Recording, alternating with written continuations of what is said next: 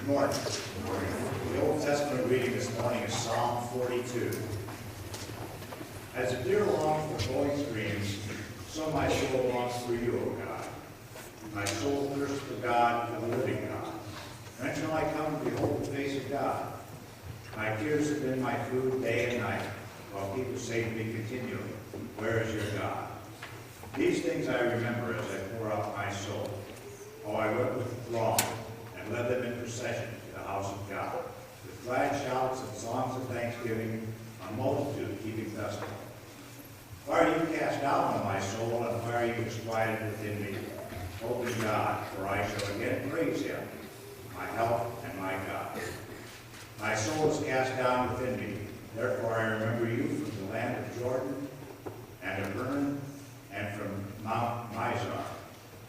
Deep calls to deep at the thunder of your cataracts. All your waves and your billows have gone over me.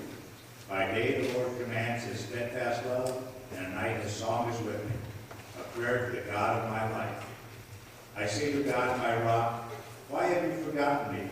Why must I walk about mournfully because the enemy oppresses me? As for the deadly wound in my body, my adversaries taunt me, while they say to me continually, where is your God? Why are you cast down, O my soul, and why are you disquieted within me? Hope in God, for I will again praise him, my help and my God.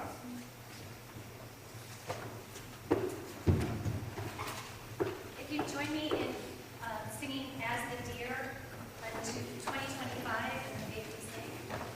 And we're going to sing it here twice.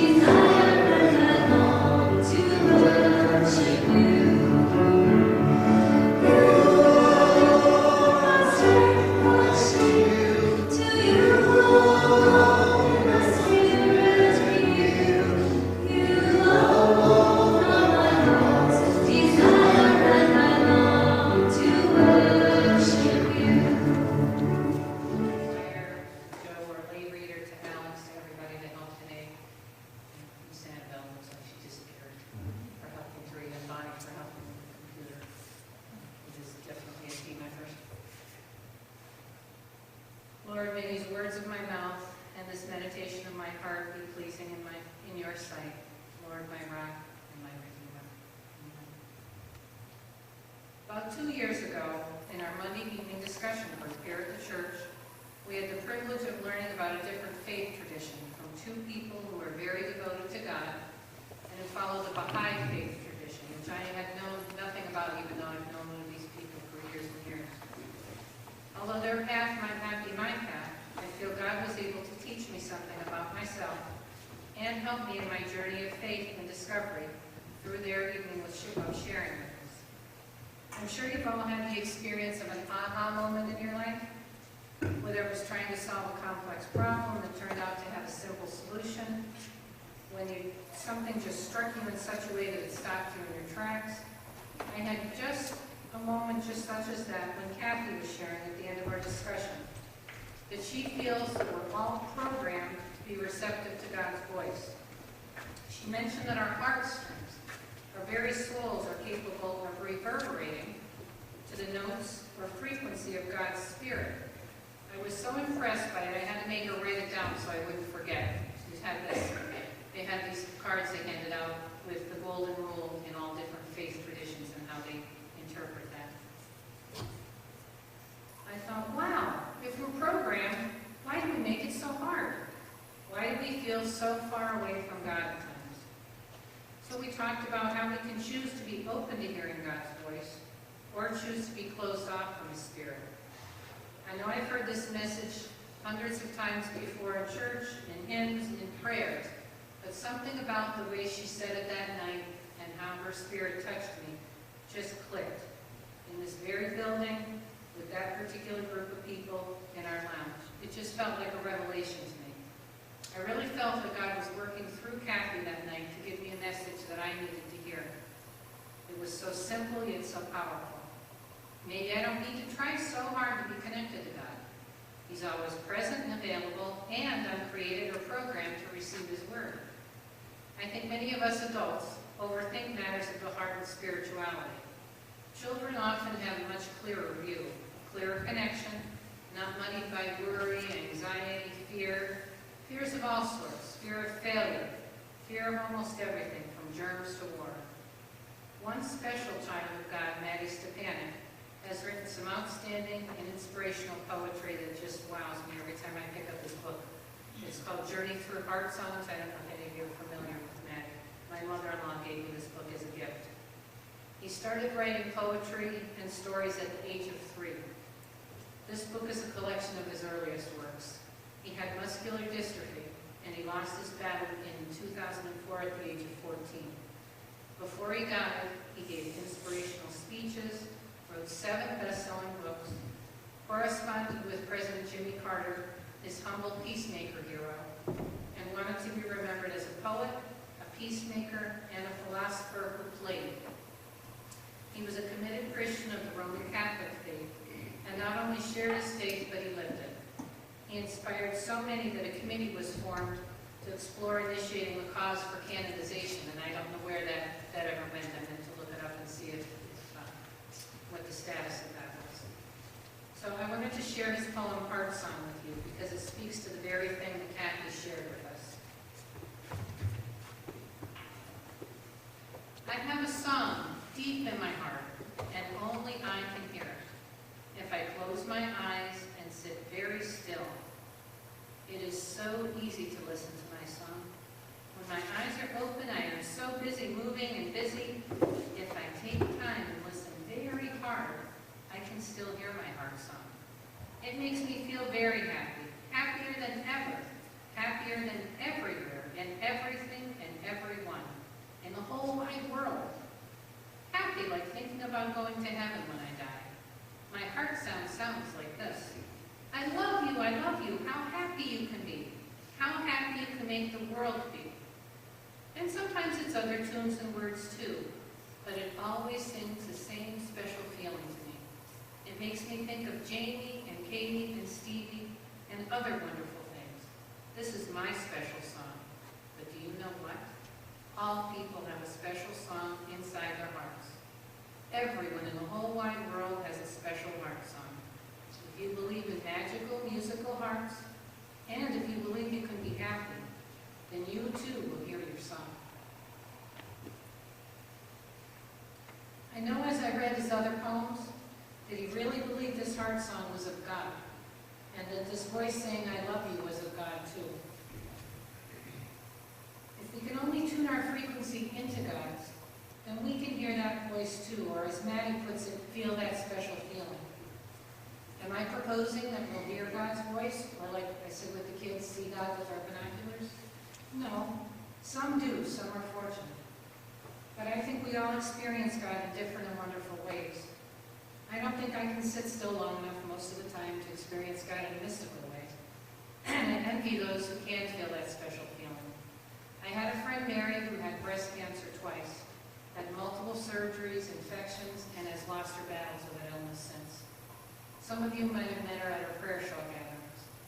I was mesmerized when she spoke of the peace and warmth as if being enfolded by God's arms that she felt on 2 separate occasions. The first one was when she was told she had breast cancer by her surgeon. Now this might not sound too outrageous if you knew Mary was a faithful, devoted Christian. However, she told me that up until that very moment, she was a horrible hypochondriac. She was always complaining about her health, and after that very moment, she felt that God's arms wrapped around her, and she felt his peace, and her life changed. She no longer feared death. She spoke openly to anyone who was tuned in and receptive to listening to her faith story, and she felt blessed every single day of her life. Not only did she experience his peace once, but twice. When I'm feeling envious that I've never had this feeling, I get a tug on my heartstrings that makes me feel blessed that Mary and others like her have been placed in my path to help me recognize God and his power and his love and mercy.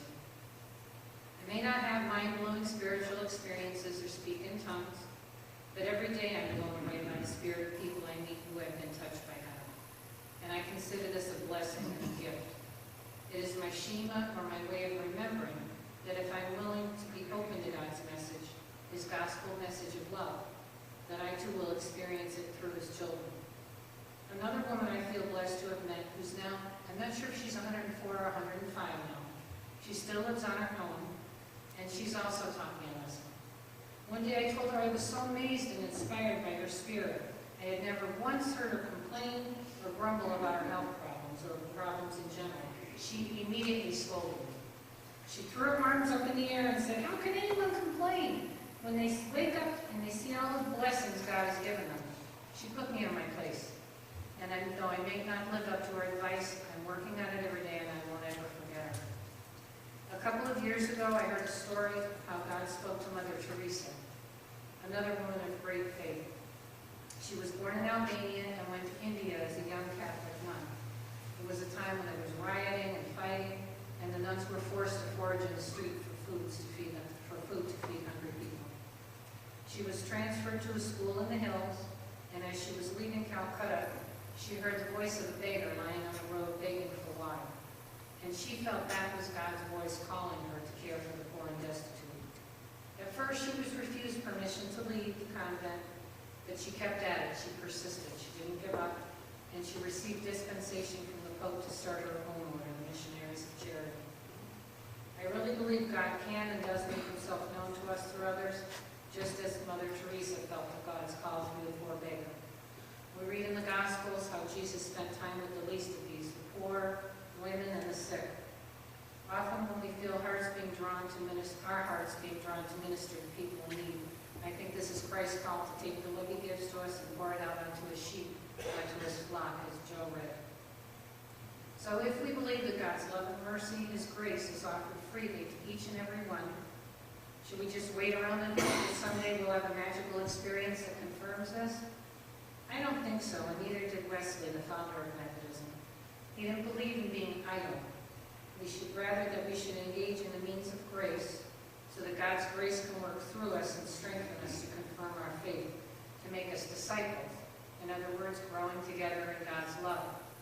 Does that phrase sound familiar? It should. That's a motto of our church. We have so many opportunities here to practice the means of grace. Wesley talked about the works of piety and the works of mercy, and defined the works of piety as individual and group or communal practices that strengthen our faith, such as reading, meditating, studying scripture, prayer, even fasting, attending worship, healthy living, sharing our faith with others, sharing in the sacraments, Bible study, and Christian conferencing, or being accountable to one another. Check out the bulletin, check out your newsletter, and think about the discussion and study groups and other small groups we have, not just as one more meeting. Even our choir is a small group and a means of grace. But think of it as an opportunity or a means of grace. There are many opportunities for study and discussion, and Pastor Brent is always open to new ideas for more, as evidenced by his holy hopper in the narthex, where you can drop off ideas. I had been practicing the works of piety over the last year without realizing it. My family might call it an obsession, but I've been learning about healthy living through healthy eating. I had forgotten that was a Wesleyan practice. So I feel called to share what I've learned, and I'll be hosting an evening of discussion on called Eating Your Way to Better Health.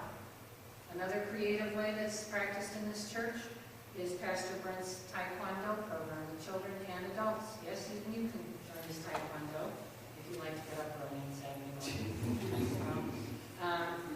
So that helps to build strong minds, bodies, and character. Susan Thorne teaches healthy living with her exercise group, which has been going for quite some time now. It's exciting to see that we're beginning to think of the mission of the church in new ways here at Clarks Green. The works of mercy, I think we see evidenced every day here. They are doing good works, visiting the sick, visiting those in prison, feeding the hungry, giving to the needs of others, seeking justice, ending oppression and discrimination, and addressing the needs of the poor. Look around and think of the other people sitting in the pews next to you who have led ministries or are leading ministries that fulfill these works of mercy. Think of how you felt God's grace when you participated in their ministries. Colleen has worked for years with social justice and prison ministry. Our UMW is hosting right now a food drive and has done that so many times in the past with our local food pantry. And so many in our congregation have participated in mission trips near and far to reach those in need. Even our rummage sales. I don't know if you all know that money is all given away to mission. None of that money stays here in the church. So it's used in the wider church and even throughout the world. I even thought of Ruth Martin as I was preparing and how she sewed dresses for the children of Haiti. If you didn't see them, they were beautiful. And how Karen Arscott then delivered those and extended that mission and brought them to the children and took pictures of the children wearing these dresses who were just so full of smiles and happiness that they had something beautiful to wear. As I look out at this congregation, we could pass an entire day talking about how many people here practice the works of piety and mercy, ministering to the needs of others. And Pastor Brent's always inviting us to share it, to help us to know what everybody else is doing with his art program or acts of random kindness. We're constantly being invited and challenged to use our gifts by our God, our pastor, and one another. You might experience God's grace in a powerful and most unexpected way. And if you don't feel you've been called to your special purpose yet, it is possible you haven't found it, your special calling, or it might be right there in front of you or it's inside you, and you just haven't realized it. The next slide, Bonnie, is a quote by Fabian Fredrickson that Mari Kerb shared recently, and this really kind of pulled it together for me. The things you are passionate about are not random.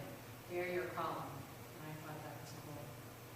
If you think you're too tired, too busy, too old to fulfill your calling, think of this woman. I brought a picture of her.